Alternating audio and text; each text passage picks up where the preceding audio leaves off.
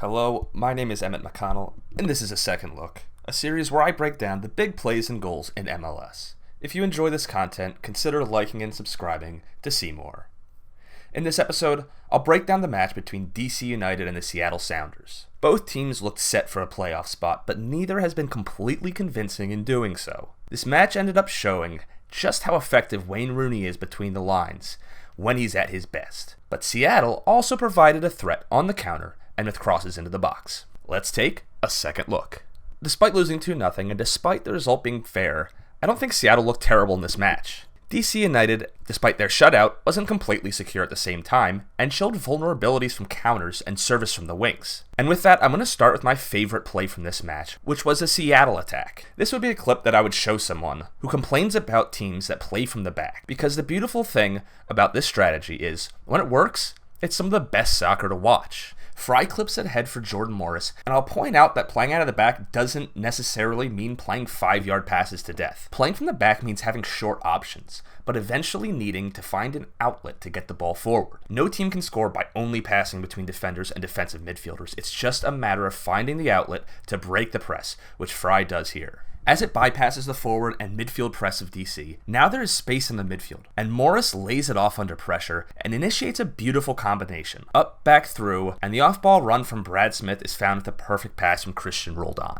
Seattle have the perfect shape right now, which spreads DC and makes it really difficult to press, especially when the keeper and defenders have confidence to play the ball into open spaces. Brad Smith is the one who ends up making the run. He's out here, marked loosely by Ulisses Segura, just enough that the ball can't be played to him. However, once it bypasses both players, Smith begins moving up the line and Segura loses track of him. It's great vision from Roldan to play it first time behind the unsuspecting defense. The fullback did a lot right in this match, and the finish was just not precise enough. DC had problems dealing with and preventing service from wide areas, and Seattle often found a man in the box with these crosses. While Sounders were just lacking the final quality at times, DC also did a good job of clogging the box and making important blocks. However, a defense sitting off like this and allowing an opponent to get shots off is a recipe for disaster down the road, and United will have to clean up this part of the game.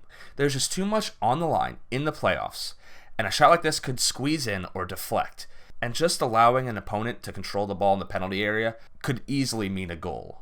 Now let's look at DC offensively. United was highly reliant on Wayne Rooney, and he thrived at dropping deep between the lines and spraying balls wide, as well as playing with the ball on top of the box in Zone 14.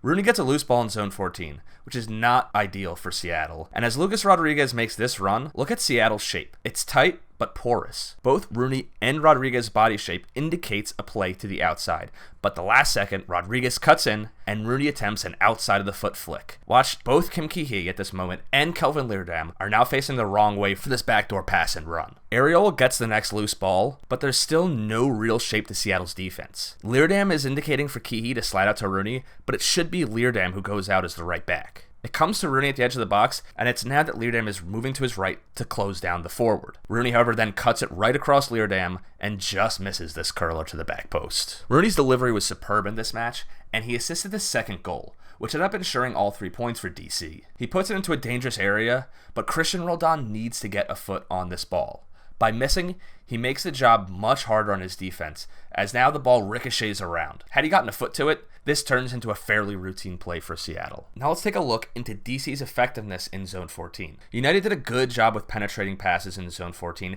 and had some good splitting balls to set up attacks. That, mixed with danger men like Rooney drawing players in, meant that there was also space wide, and DC did a great job of finding those outlets. Here's one such instance that should have led to a goal. Rooney draws 2 men in at the top of the box and plays this give and go to receive the ball, and now has space to find the wide open Ulisses Segura out wide.